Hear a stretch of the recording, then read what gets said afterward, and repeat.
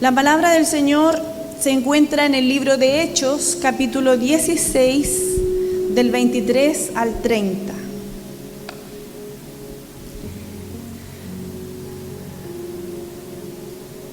Y damos lectura a la palabra del Señor. Dice: después de haberles azotado mucho, los echaron en la cárcel, mandando al carcelero que los guardase con seguridad, el cual, recibido este mandato, los metió en el calabozo de más adentro y les aseguró los pies en el cepo.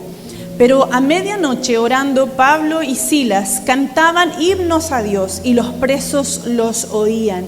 Entonces sobrevino de repente un gran terremoto, de tal manera que los cimientos de la cárcel se sacudían. Y al instante se abrieron todas las puertas y las cadenas de todos se soltaron. Despertando el carcelero y viendo abiertas las puertas de la cárcel, sacó la espada y se iba a matar, pero pensando que los presos habían huido. Mas Pablo clamó a gran voz diciendo: no te hagas ningún mal, pues todos estamos aquí. Él entonces, pidiendo luz, se precipitó adentro y temblando se postró a los pies de Pablo y de Silas. Y sacándolos les dijo: señores, ¿qué debo hacer para ser salvo? Ellos le dijeron: cree en el Señor Jesucristo y serás salvo tú y tu casa. Amén. ¿Cuántos han escuchado este versículo bíblico, este pasaje de la Biblia, cierto? Y principalmente el versículo 31 que dice: cree en el Señor Jesucristo y serás salvo tú y tu casa. Yo desde que era pequeña vengo escuchando ese versículo bíblico, lo he escuchado a lo largo de toda mi vida y por lo general uno piensa que del simple hecho de que uno de la casa haya aceptado a Cristo, todos los demás van a ser salvos. Muchos padres dicen: es una promesa de Dios para mi vida, para nuestra vida, nosotros estamos en el Evangelio, entonces mis hijos van a ser salvos, ¿cierto? Es lo que siempre hemos creído, pero la verdad es que no es así. Yo a lo mejor voy a derribar muchos conceptos, paradigmas que a lo mejor usted tenía enraizados. La verdad es que no son nuestros familiares, nuestra familia, no van a ser salvos de forma automática. Y eso es lo que quiero explicarles.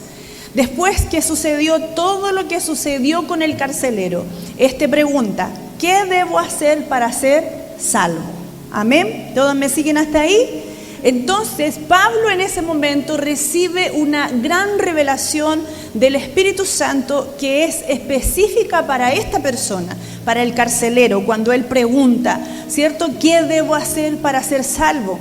Entonces imagínense ustedes que está todo oscuro, que viene un terremoto, ¿cierto? Y que el carcelero piensa que todos se fueron, que todos lo abandonaron. Entonces él se apodera de un miedo y pensando que todos se habían ido, ¿cierto? Y él entonces piensa en quitarse la vida.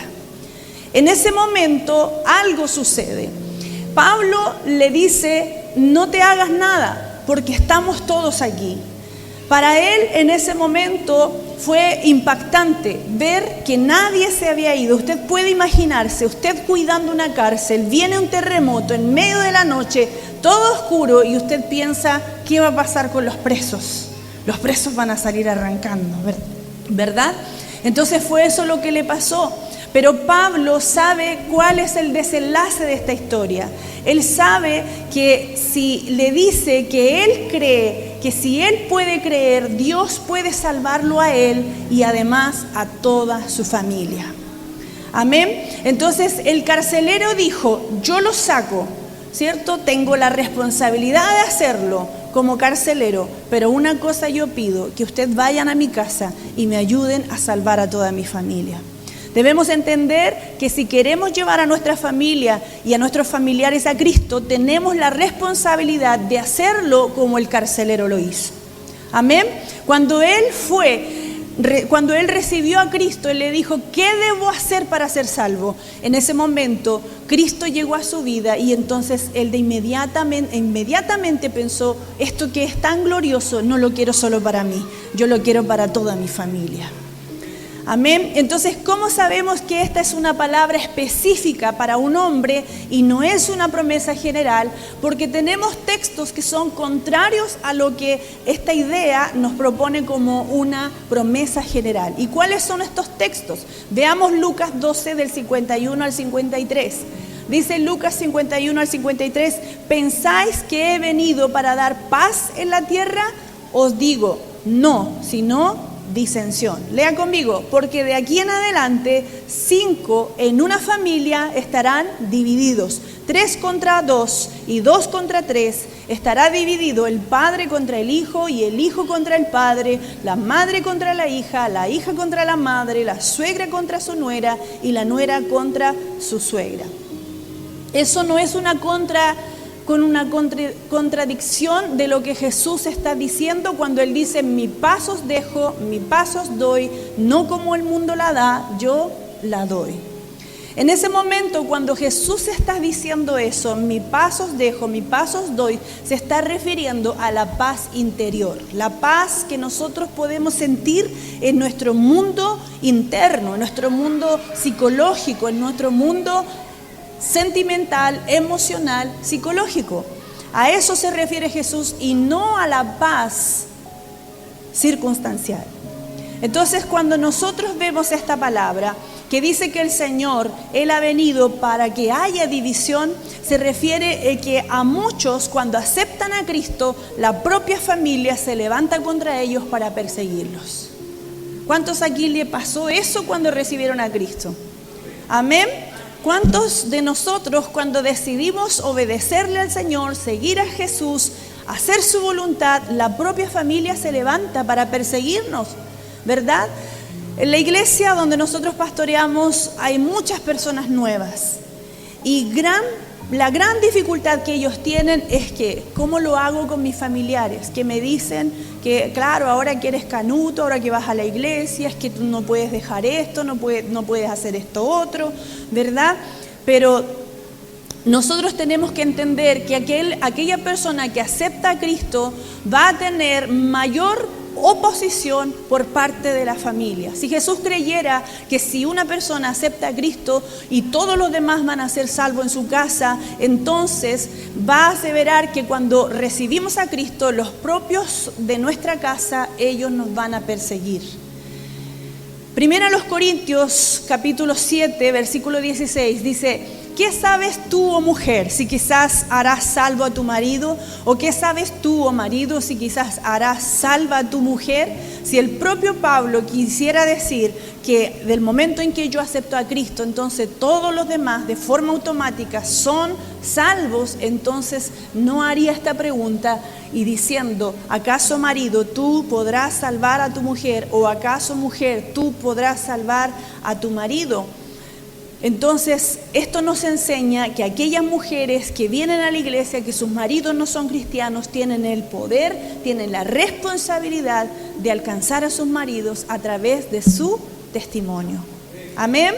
Entonces, en vez de esperar que Dios haga su trabajo solo, que de forma automática nosotros nos quedemos con los brazos cruzados, esperando que Dios haga de forma automática y Él traiga la salvación a los de mi casa, porque Pablo le dijo al carcelero, se lo dijo a él, no al resto, no es una promesa general, y le dice a ti, cree tú, para que toda tu casa sea salva. Es decir, tú aceptas a Cristo, tú crees en el Señor y a través de tu vida, entonces cuando tú les transmitas el mensaje de la salvación, entonces tu casa será salva.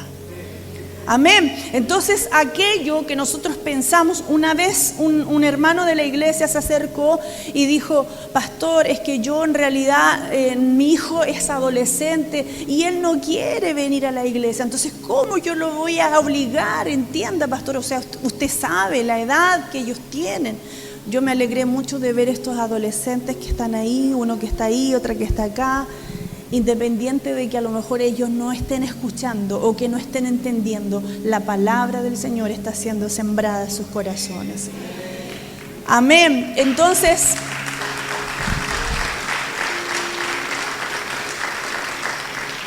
este hermano nos dijo, pero es que usted sabe la edad que este niño tiene, los adolescentes son así, usted tiene que entender la edad, tiene que entender lo que ellos están pasando. Entonces nuestra respuesta fue, ¿tú prefieres que tu hijo en este momento no venga a la iglesia para tú no quedar mal con él, pero sí prefieres que pase el resto de la eternidad en el infierno? ¿Me estás diciendo eso? O sea, cambiamos la comodidad de ahora, no molestar al niño porque es adolescente, cómo va a ir a la iglesia si él no quiere ir, o el niño no quiere ir porque tiene frío, porque se va a quedar jugando en la PlayStation, o se va a quedar viendo los videos en YouTube o en la Switch o no sé cuánto más, y entonces dejémoslo ahí porque el niño está tranquilo ahí mientras yo voy a la iglesia, mejor que no vaya porque así no me molesta. Y la pregunta es, ¿usted prefiere eso? ¿O usted prefiere que el niño sea incomodado ahora, que el adolescente sea incomodado ahora y no pase el resto de la eternidad en el infierno? ¿Qué es lo que usted prefiere? Entonces esta persona dijo, pero no, pastor, si no es para tanto, ¿cómo no se ponga grave? Sí es grave, querido, sí es grave, porque la eternidad es para siempre. Lo que nosotros estamos viviendo aquí en la tierra es súper corto, el tiempo pasa muy rápido. Estos días atrás yo hacía un recuento para atrás y mi hijo, que tiene 21 años, que nació en Brasil, yo decía, ¿en qué momento la vida se pasó? ¿Cuántos aquí tienen hijos mayores de 20 años? ¿No le pasa a usted lo mismo, que usted hace esa retrospectiva y dice, ¿en qué momento este niño creció? No lo disfruté. No lo disfruté, no pasé con él cuando era chico, cuando era niño, cuando era adolescente, no estuve ahí, no me di cuenta cómo pasó. Queridos, así como nosotros vemos la vida pasar rápido, la vida que nosotros estamos viviendo aquí es súper corta. La eternidad es para siempre. La eternidad es para siempre, por siempre. Imagínese, si usted no lleva a sus hijos a Cristo, si usted no lleva a su esposa a Cristo, su esposo a Cristo, imagínese lo que va a suceder con ellos por el resto de la eternidad. Por eso cuando el carcelero dice, ¿qué debo hacer para ser salvo? Pablo le dice, cree tú, y por consecuencia tú vas a llevar el evangelio a toda tu familia, y toda tu familia va a ser salva. Amén.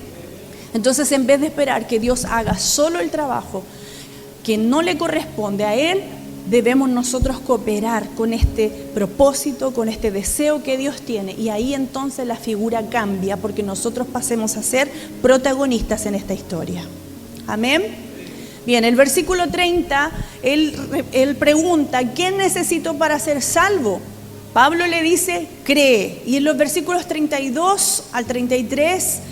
a continuación, él dice, el 32 y el 33, dice, y le hablaron la palabra del Señor a él y a todos los que estaban en su casa. ¿Quiénes estaban en la casa del carcelero?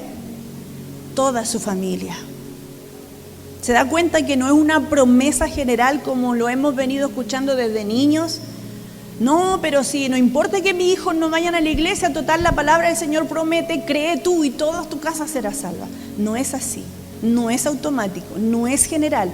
Es una promesa dada para una persona en específico, por una situación, en un tiempo en específico, dada por dos apóstoles en específico, diciéndole y dándole una dirección de lo que ellos tenían que hacer. Entonces el versículo 32 nos muestra que cuando el carcelero recibió la palabra, ellos fueron a la casa de él y estaba reunida toda su familia, que luego recibió a Cristo, y a través del carcelero toda la familia fue salva. Ese es el propósito que Dios quiere. Ese es el diseño que nosotros debemos aplicar en nuestra familia. En el caso de Cornelio, ¿cuántos conocen la historia de Cornelio? Hechos capítulo 10. Cornelio, un centurión romano. Cornelio, un hombre gentil. Dice la Biblia que no podía, en la tradición judaica, un judío entrar en la casa de un romano, sobre todo si tenía un alto rango como lo tenía Cornelio. Cuando Cornelio tiene la visión y el ángel se le aparece, entonces Cornelio en ese momento, que era un hombre que temía a Dios, dice la Biblia, Hechos capítulo 10, que Cornelio temía a Dios en gran manera, pero él nunca había escuchado hablar de Cristo. En ese momento Cornelio manda a sus criados que vayan a buscar a Pedro. Pedro se encontraba a 60 kilómetros de donde estaba Cornelio. A veces pensamos que los sirvientes de Cornelio fueron y caminaron 2 cuadras y encontraron a Pedro. No fue así. La ciudad donde Pedro se encontraba quedaba a 60 kilómetros y dice la Biblia que Pedro caminando llegó a la casa de Cornelio 60 kilómetros caminando en 2 días. Saque la cuenta, 30 kilómetros un día y 30 kilómetros otro día. ¿Y por qué lo hizo? Porque el Espíritu del Señor le dijo a Pedro a través del éxtasis, de la visión. ¿Se acuerda? Cuando caen 2 lienzos, Pedro recibe el mandato del Señor y le dice: Pedro, mata y come, ¿cierto? Y la visión que Dios le estaba diciendo es decir, no tengas cuidado de que no seas judío, porque yo te levanto para que tú vayas y prediques a los gentiles, a los que necesitan de Cristo, no importa su condición, no importa su nacionalidad, porque Cristo no vino solo a los judíos, sino a todo el mundo. Y gracias a eso, tú y yo somos salvos por gracia. Entonces imagínese, si no hubiera sido porque hay un mandato del Señor, hay una dirección de Dios en la vida de Pedro, Pedro no habría caminado 30 kilómetros un día, 30 kilómetros al otro día para llegar a la casa de Cornelio y entregarle el mensaje de la salvación.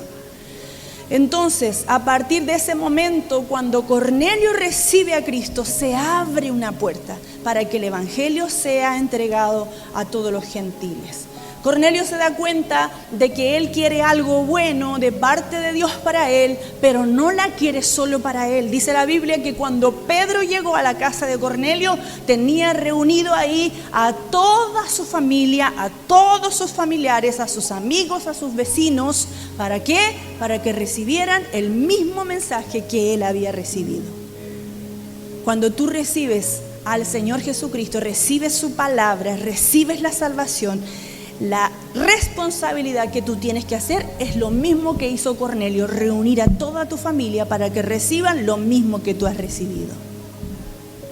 ¿Cuántos dicen amén?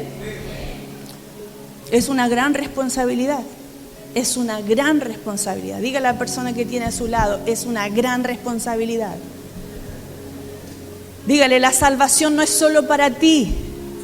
Dígale a quien tiene a su lado, la salvación no es solo para ti, sino para todos los que te rodean.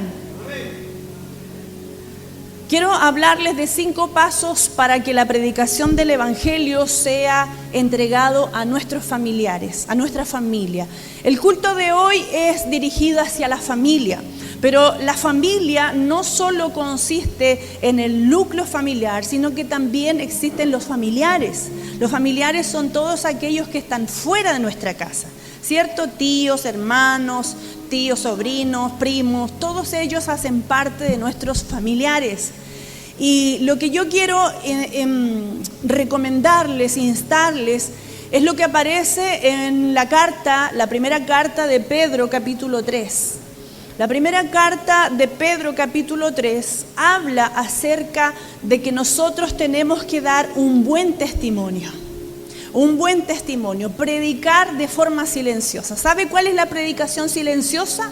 Aquella que usted hace sin tener que abrir su boca. Es decir, a través de su testimonio, a través de su vida. Porque es muy fácil ser cristiano aquí en la iglesia, pero donde realmente nosotros demostramos que somos cristianos es en nuestra casa. Diga, en mi casa, con los que nos rodean, los que nos están viendo. Porque es incoherente muchas veces el mensaje que nosotros entregamos cuando aquí en la iglesia hablamos de Cristo, nos paramos en el altar, predicamos al Señor, predicamos en la calle, predicamos a los nuevos y cuando llegamos a nuestra casa mostramos todo lo contrario a lo que nosotros hemos hablado y profesado aquí en la iglesia. Yo siempre cuento un testimonio de uno de los hermanos que estaba allá en Brasil, que una vez su pequeñito le dijo: papá, ¿por qué no nos venimos a vivir a la iglesia? Entonces el papá, curioso, le dice: ¿pero por qué, hijo, te quieres venir a vivir a la iglesia? Sí, papá, porque cuando estamos en la iglesia y el pastor de adelante dice: dígale a su hermano que lo ama, tú me dices te amo, y le dices a mi mamá te amo, y el pastor dice: abraza a su hermano, y tú me abrazas, y abrazas a mi mamá, y nos abrazas a todos, y tú nos amas. Entonces, ¿por qué no nos vamos a vivir a la iglesia?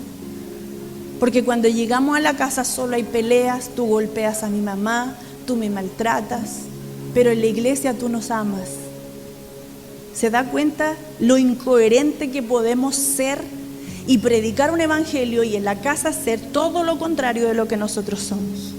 A veces en la iglesia hay padres que tienen sus hijos ya grandes, que entraron a la universidad o que son adultos y los hijos ya no vienen más a la iglesia. Yo no quiero mirar a nadie, además no los conozco a ninguno de ustedes, pero muchas veces, en muchas ocasiones, es porque esos padres han dado un mal testimonio dentro de casa. Nosotros conocemos una hermana que sus hijos crecieron en el evangelio, pero cuando llegaron a adultos se fueron y hasta el día de hoy ella llora, ella pide al Señor, ella declara esta palabra: cree tú y toda tu casa será salva, pero su casa no es salva, sus hijos no quieren seguir a Cristo y descubrimos hace poco por qué sus hijos no quieren seguir a Cristo y es porque ella, desde que los niños eran pequeños, siempre estuvo murmurando, pelando al pastor, a los líderes, a la iglesia, siempre llegaban del culto solo a hablar, solo a pelar, solo a murmurar. Entonces hoy día esa hermana dice: ¿por qué mis hijos no quieren seguir a Cristo? ¿Por qué mis hijos no quieren ir a la iglesia? ¿Sabe por qué? Porque toda la vida desde pequeños ellos escucharon hablar mal del pastor, hablar mal de los hermanos, hablar mal de los líderes, los que dirigen la alabanza. Entonces, ¿para qué voy a ir a la iglesia? Entonces la predicación silenciosa vale más. Hay un dicho que dice: ay, se me olvidó el dicho. Un gesto habla más que 1000 palabras. Y nuestra conducta habla más que 1000 palabras. Yo puedo decir muchas cosas bonitas, pero si en mi casa yo no estoy predicando de forma silenciosa a través de mi testimonio, entonces no debo esperar que mis hijos sean salvos, que mi familia sea salva o que mis familiares reciban a Cristo Jesús. Yo he escuchado muchos testimonios hablar de personas que dicen: no, para ser como mejor no voy a la iglesia. ¿Ha escuchado usted alguna vez eso? Para ser como mi vecino, para ser como mi compañero de trabajo. Mire, nosotros tenemos unos discípulos que hace muy poquito tiempo los ganamos para el Señor. Yo trabajaba hasta hace poco con terapia de pareja.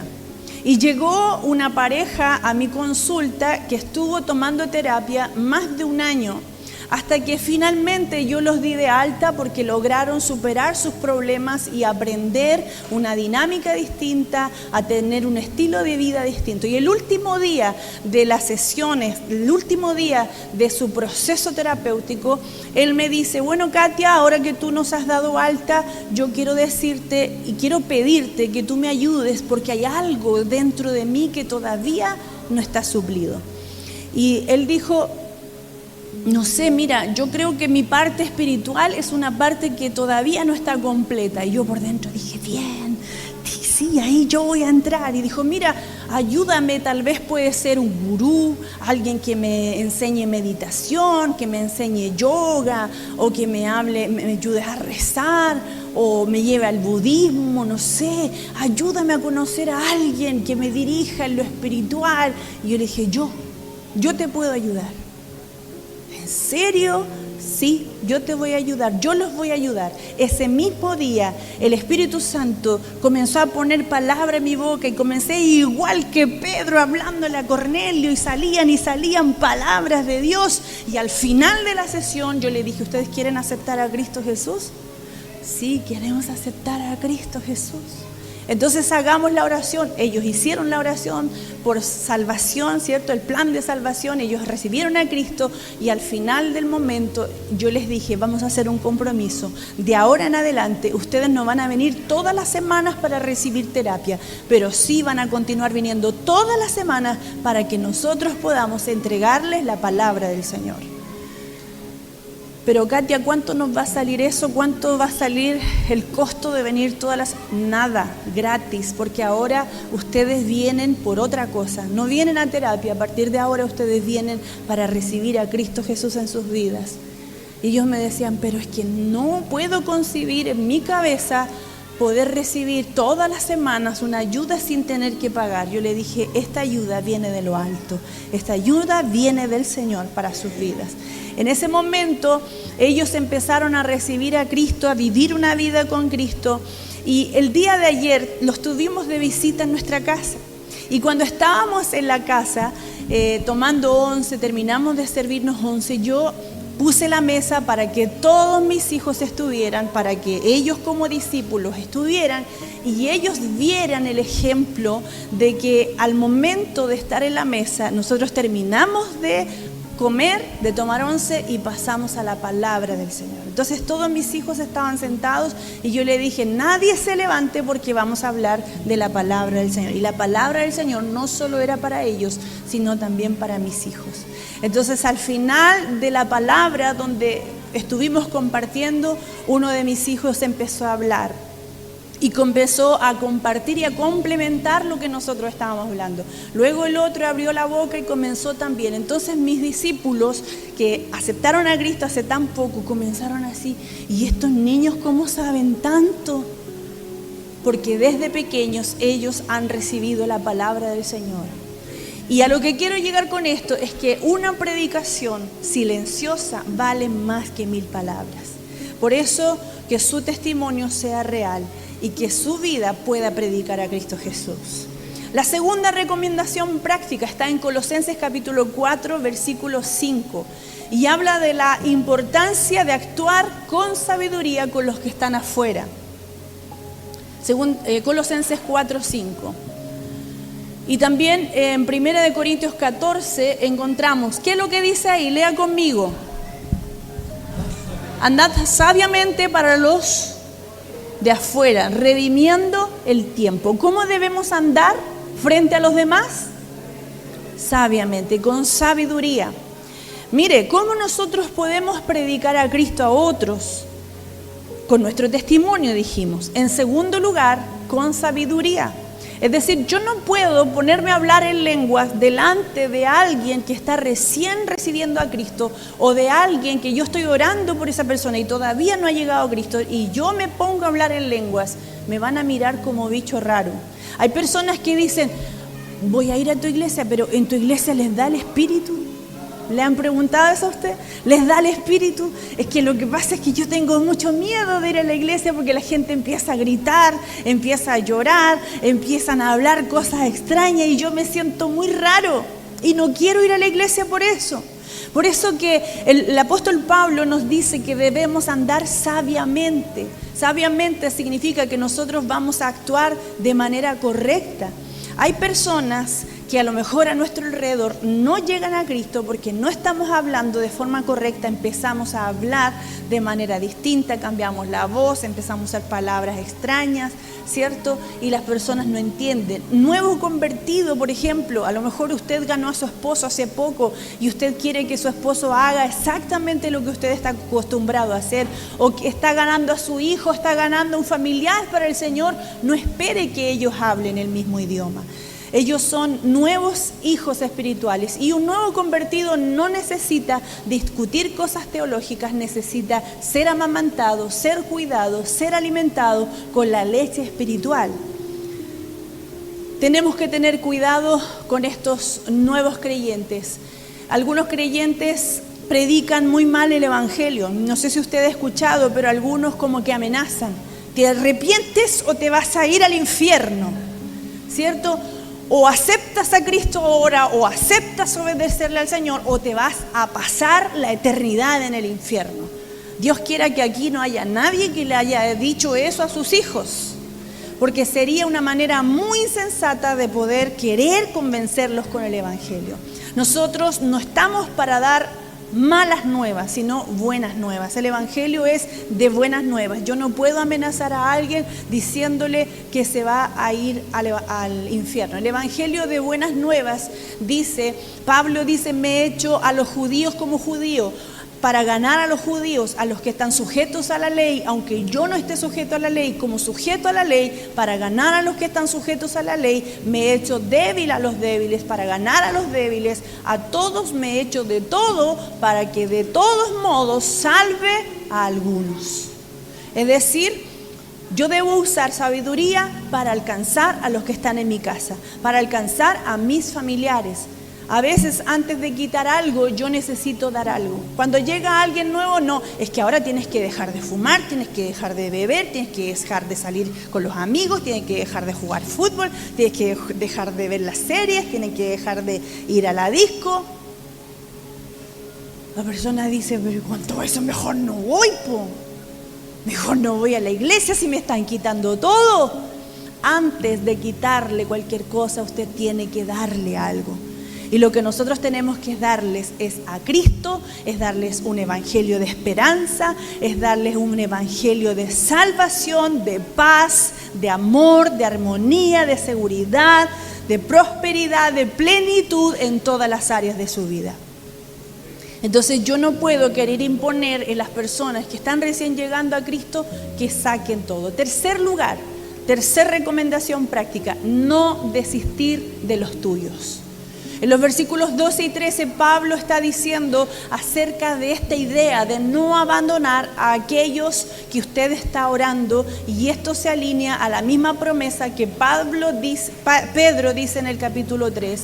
Él crea una esperanza de que todavía puede ser alcanzado.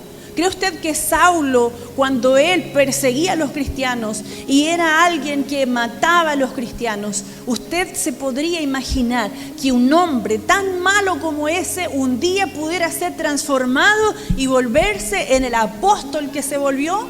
Entonces usted nunca desista de los que usted tiene en su casa. Nunca desista de sus familiares, de sus padres, de sus abuelos, de sus hermanos, de sus primos. Nunca desista de ellos, nunca desista de sus hijos que no quieren seguir a Cristo, porque en algún momento ellos van a llegar al Señor Jesucristo. Si usted les entrega el verdadero evangelio, no solo con su forma de hablar, con su sabiduría, sino también con su testimonio, ellos van a llegar. Amén.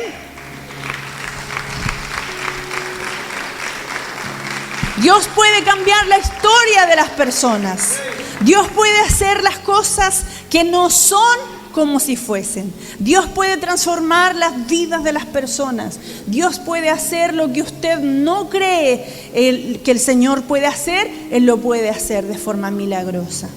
Amén. En cuarto lugar, la importancia de la oración. Nunca debemos dejar de orar por aquellos que nosotros queremos alcanzar para el Señor. Primera carta a Timoteo, capítulo 2, versículo 1 al 6, nos dice que es la prioridad número 1, orar. La Biblia dice que debemos cooperar con el plan de Dios de salvación para todos. Existe una relación muy importante entre la oración y la voluntad de Dios.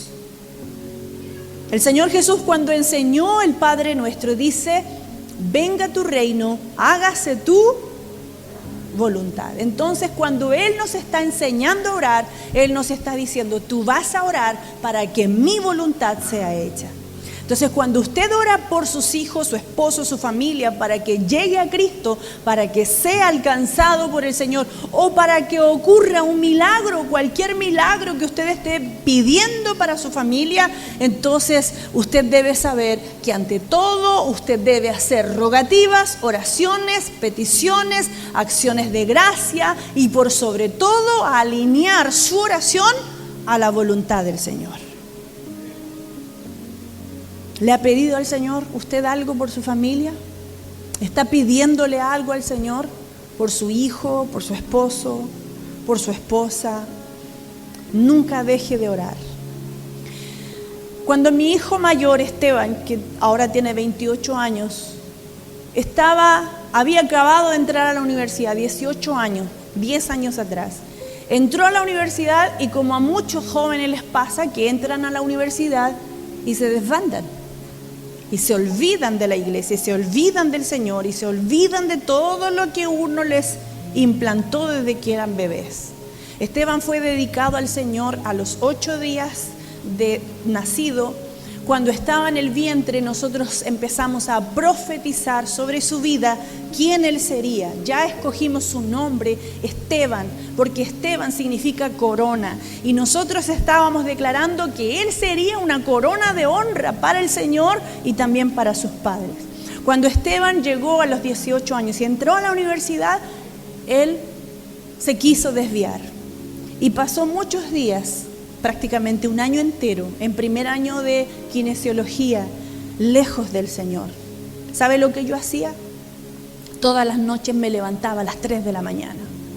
Y a las 3 de la mañana, en el living de mi casa, yo oraba, y no solo oraba, guerreaba contra Satanás. Y le decía: Satanás, tú vas a soltar a mi hijo. Yo te ordeno en el nombre de Jesús que tú sueltes a mi hijo, porque mi hijo me pertenece a mí. Dios me lo dio como una corona. Él le pertenece al Señor y yo no voy a permitir que tú te lo lleves. Él le pertenece al Señor. Y todos los días, todas las noches a las 3 de la mañana, yo me levantaba a orar al Señor, hacía ayunos, peleaba contra Satanás, hasta que un día, al final de ese año, un día yo estaba enferma en mi cama y ya llevaba algunos meses en cama, y Esteban entra a mi pieza y se arrodilla frente a mi cama y se pone a llorar.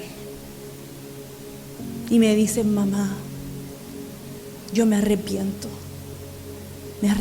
de mis pecados, me arrepiento de mi maldad. Yo quiero que el Señor me perdone, yo quiero volver a Cristo, y yo te pido perdón por todo lo que yo te hice pasar, por todas las lágrimas que tú derramaste por mí. Y él volvió al Señor. A partir de ese momento, él se volvió un hijo poderoso en las manos del Señor. Ahora yo estoy orando al Señor que de aquí no salga. Estoy orando al Señor para que Dios le dé una esposa. Y todos los días yo oro al Señor. Bueno, las que son solteras, si quieren, las puedo recibir allá. Van a pasar por un casting conmigo, les voy a hacer un test psicológico, ¿no? Y oro, hoy en día oro al Señor. Y estoy orando y estoy declarando que Dios le va a dar una esposa ungida, una esposa cristiana. Antes le ponía una lista súper larga al Señor, y a lo mejor por eso todavía no le ha dado la esposa. Entonces ahora le dije: Señor, ya no te pido nada de lo que te pedí antes. Lo único que te pido es que sea una hija del Señor, consagrada a ti, que te ame por sobre todas las cosas, que sea sabia, que sea una buena esposa y una buena madre. No te pido nada más, porque antes le pedía que fuera levita, que cantara, que predicara, que hiciera la buena. Por eso el Señor le ha dado la esposa.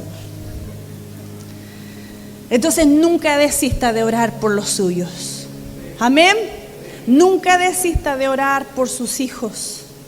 Existe una relación entre la oración y la voluntad de Dios. En quinto lugar y último lugar, conduzca a sus hijos a Cristo. Es la responsabilidad más grande que un padre tiene. No es cambiarle paños, darle, amamantarlo los primeros años de vida, llevarlo al colegio, entrar a la universidad, pagarle un título. No es esa su mayor responsabilidad. Su mayor responsabilidad es llevarlos a Cristo Jesús. Diga: es mi responsabilidad llevarlos a Cristo Jesús.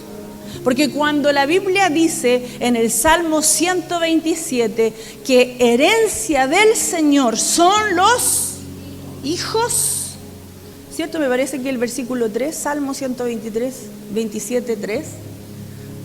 ¿Dónde está mi querido que está en...? He aquí, léalo conmigo, he aquí, herencia de Jehová son los hijos, cosa de estima el fruto del vientre. Deuteronomio capítulo 28 tiene una lista larga de bendiciones para aquellos que obedecen los mandamientos del Señor. Y uno de esos mandamientos, una de esas bendiciones es: bendito será el fruto de tu vientre.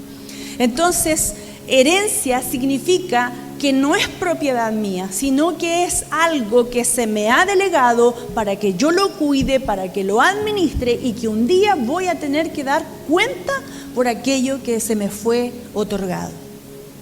Entonces, un día usted le tendrá que dar cuentas al Señor por lo que hizo con sus hijos. Si usted lo ha hecho mal, pídale perdón al Señor. Todas las madres, todas, sin excepción, en algún momento nos sentimos culpables, ¿cierto? Creo que no soy la única. Es que lo hice mal.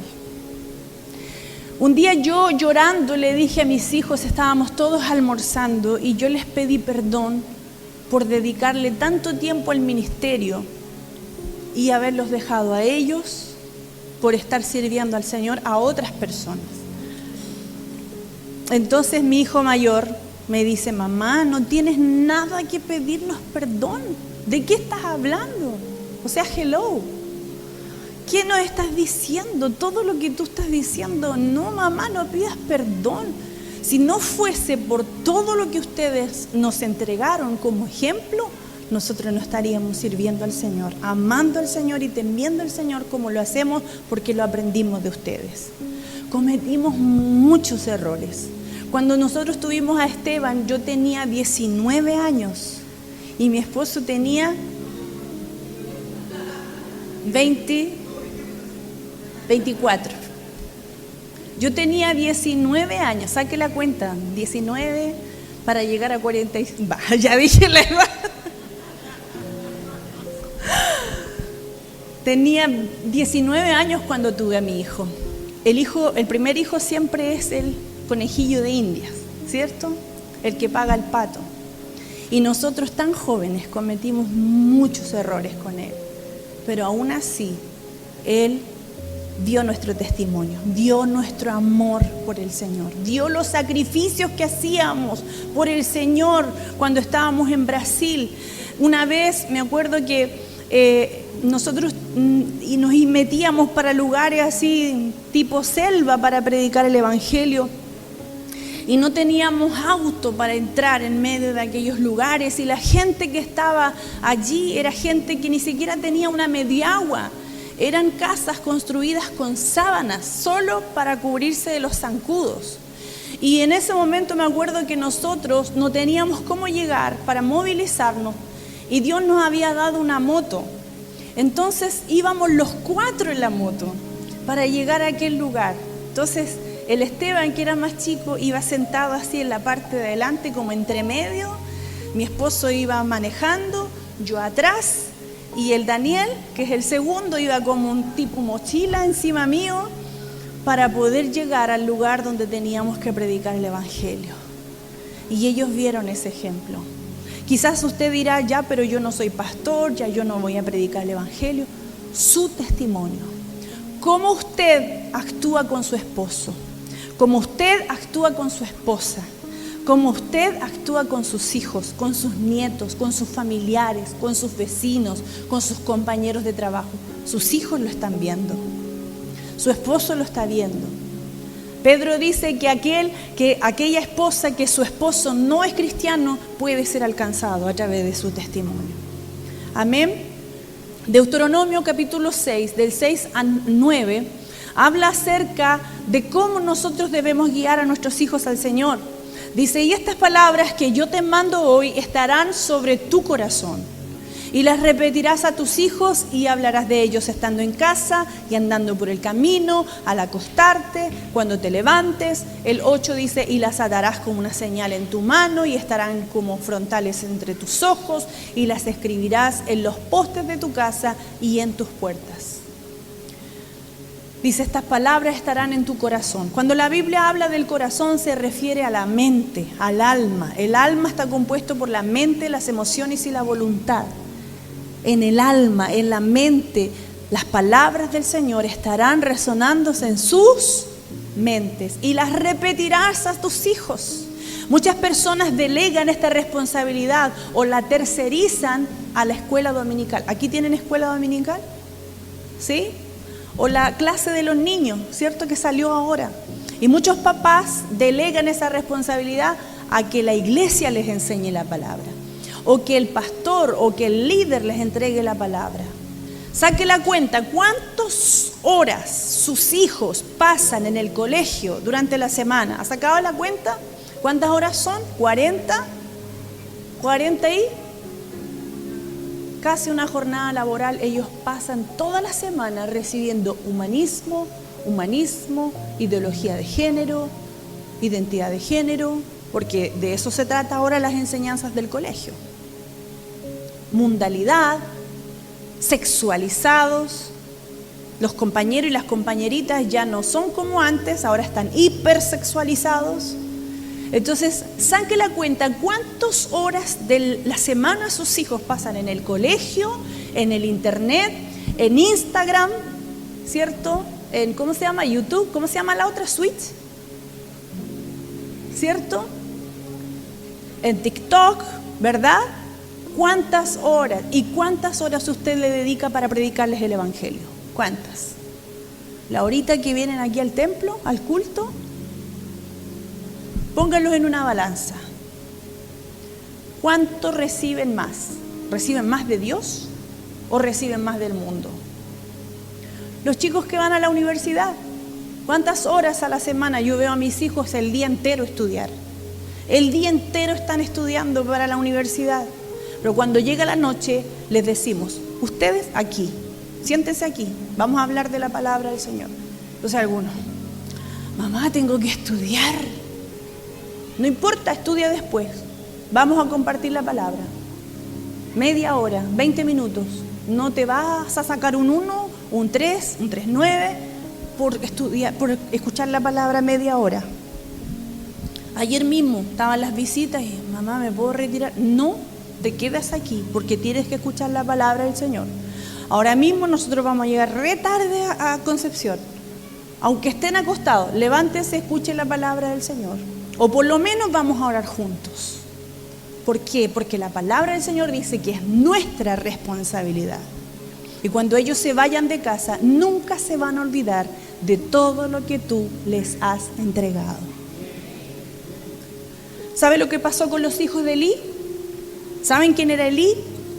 Elí, un sacerdote de la casa del Señor. ¿Sabe lo que pasó con él? ¿Sabe lo que dice la palabra del Señor en 1 de Samuel 2:22?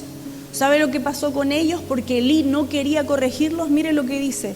Pero Elí era muy viejo y oía de todo lo que sus hijos hacían con todo Israel y cómo dormían con las mujeres que velaban a la puerta del tabernáculo de reunión. Es como que los hijos del pastor llegaran aquí a la iglesia y tuvieran relaciones sexuales con todas las hermanitas que vienen. Y usted dijera, ¿y el pastor no ve eso? Pastor, haga algo. ¿Y qué es lo que hacía Elí? Déjenlo.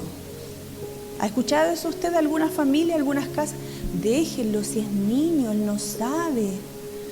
Pobrecito, déjelo así nomás, en algún momento él recibirá del Señor. ¿Sabe lo que pasó? Dios cortó de raíz el linaje sacerdotal de Elí y las generaciones.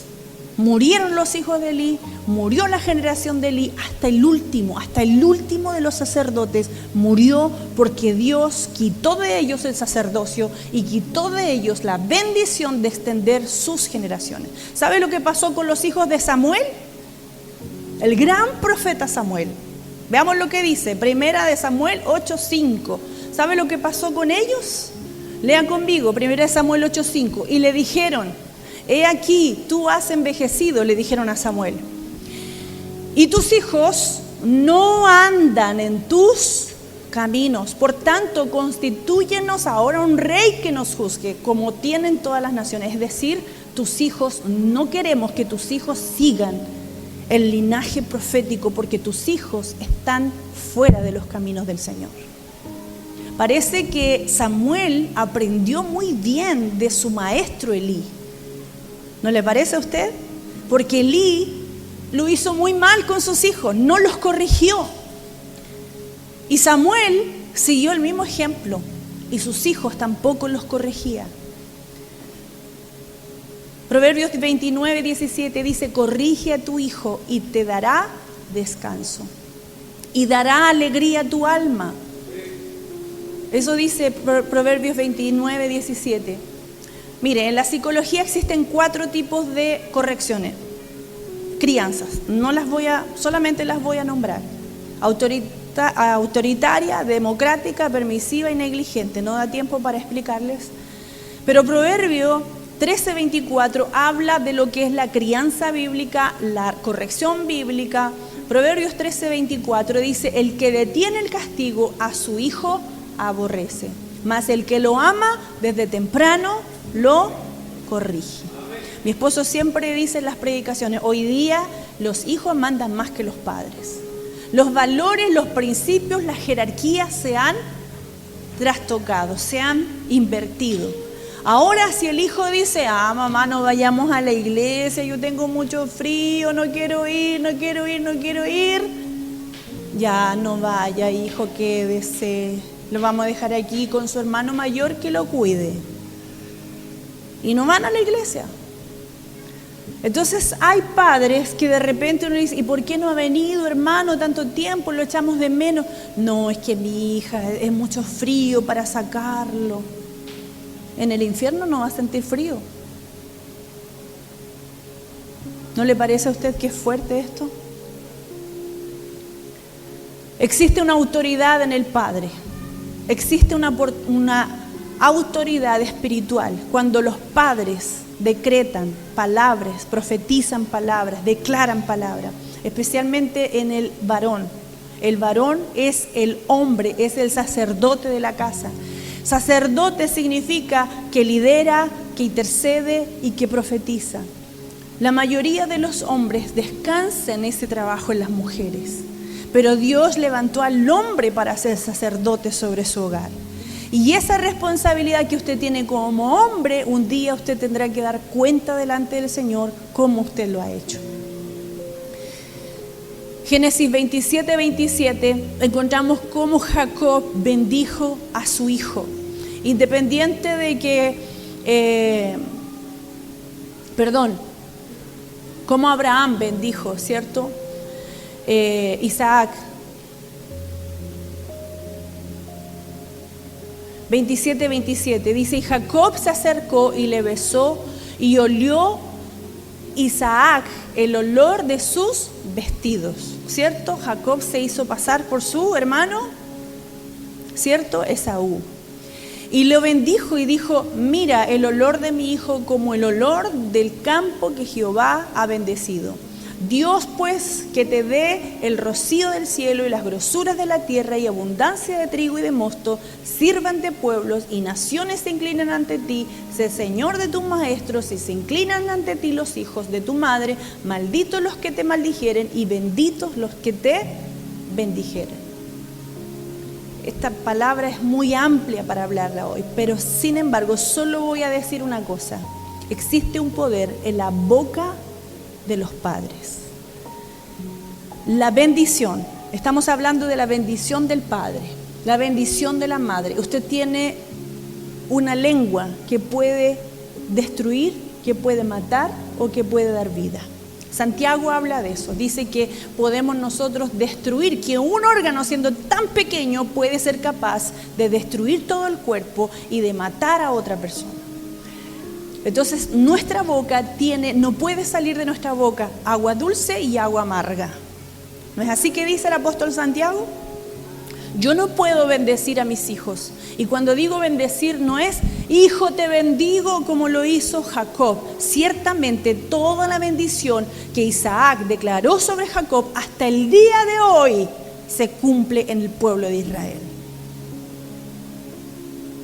cuando usted profiere palabras sobre sus hijos, eso se va a cumplir, porque usted tiene poder, porque usted es autoridad espiritual. Cuando usted le dice a su hijo, eres inservible, inútil, tonto, lerdo, pao, ¿qué es lo que está haciendo? Declarando que eso va a suceder en la vida de su hijo. Tenemos una hermana cristiana.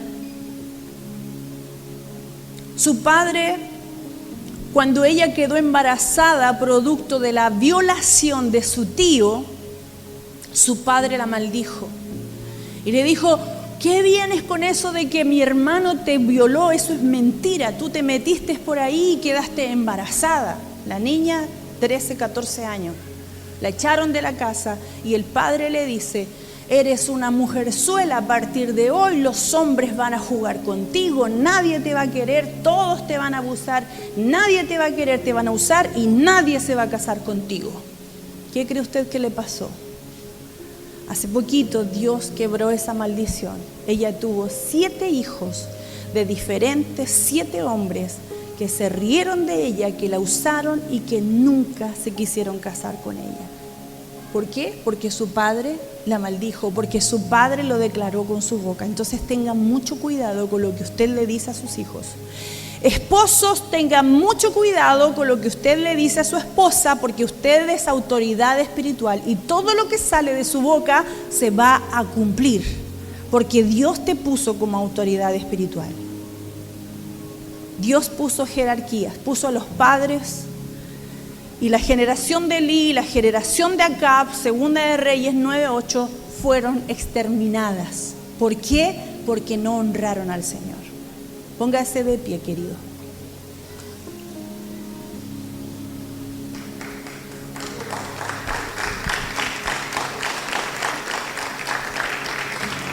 Cierre sus ojos. Y en vez de hacer esta declaración de que cree tú y toda tu casa será salva, usted ya sabe hoy día que no es así. No es de forma automática que usted va a creer en Dios y que su familia va a ser salva. No es así. Usted cree y usted actúa. Usted cree y usted lleva el evangelio a su familia. Usted cree en el Señor y usted administra de forma sabia, correcta, lo que el Señor ha puesto en tus manos. Si usted no es padre, a lo mejor usted es hijo. La palabra del Señor dice que honra a tu padre y a tu madre para que te vaya bien y para que tus días sean alargados. Mire, honra a tu padre y a tu madre para que te vaya bien. A lo mejor usted vive solo, como dije al principio, vive sola, a lo mejor. Pero la palabra que tú declaras sobre tus familiares, sobre tus amigos, sobre los que te siguen porque quieren seguir a Cristo, tienen poder. Lo que sale de tu boca tiene poder, porque así lo estableció la palabra del Señor. Yo quiero que en primer lugar usted cierre sus ojos y le pida perdón al Señor por lo que haya hecho. Si usted ha proferido palabras que han hecho daño a tus hijos, a lo mejor usted no le hizo daño a sus hijos, pero sí te hicieron daño a ti. Quizás tus padres en algún momento declararon una palabra de maldición. Quizás dijeron que eras tonto, que eras feo, que eras gordo, que eras inservible, que eras inútil, que eras flojo, que eras malo para estudiar, que nunca te iba a ir bien, que nunca ibas a prosperar, que quizás nunca ibas a salir adelante, que te iba a ir mal. Quizás todas esas palabras que tus padres un día te declararon, hoy día se han cumplido. Una vez mi padre me dijo: nosotros somos pobres. Somos pobres. Los pobres no van a la universidad. Y yo crecí creyendo esa palabra. Hasta que un día el Señor me mostró y me reveló que yo no era pobre, porque yo era hija de un Dios rico, de un Dios dueño del oro y de la plata. y que Él se había llevado en la cruz del Calvario mis maldiciones. Y aunque mis generaciones eran pobres, no significaba que esa maldición me iba a alcanzar a mí, porque yo hice uso de la promesa que el Señor conquistó en la cruz del Calvario, que Él se llevaba mis maldiciones, y llevé a la cruz del Calvario la maldición de ser pobre y de no ir a la universidad, y el Señor transformó mi futuro. Dios puede transformar tu vida, independiente de lo que hayan profetizado, independiente de lo que tus padres hayan dicho. Si hay una palabra de maldición sobre tu vida que tus padres declararon, llévela a la cruz en esta hora. Llévela a la cruz. Dígale: Señor, yo dejo en la cruz lo que me dijeron mis padres. Me dijeron que era tonto, me dijeron que no saldría adelante, que no sería prosperado, que siempre sería pobre, que nunca podría hacer nada, que era inservible, inútil, tonto, lerdo, lento. Lleve todas esas palabras y déjelas en la cruz. Dígale: Señor, yo soy libre de esas maldiciones. Yo soy libre de lo que mis padres me declararon. Yo soy libre de las maldiciones que mis padres me traspasaron. Yo soy libre, Señor, en el nombre de Jesús. Y también si lo he hecho mal, yo te pido perdón por mis pecados, perdón por mis faltas. Mi abuelo era pastor. Mi abuelo fue pastor. Y mi abuelo era un hombre que adulteraba y que bebía. Cuando no estaba en el templo fingiendo ser pastor, él estaba alcoholizándose y adulterando. Las maldiciones que él, el pecado que él hizo, Éxodo 25 dice que el pecado, Él lo visitará hasta la tercera y hasta la cuarta generación de los que me aborrecen. Entonces hoy día Dios cortó esa maldición de un pastor borracho, de un pastor adúltero, y Dios me dio la posibilidad de cambiar mi realidad y cambiar mi historia.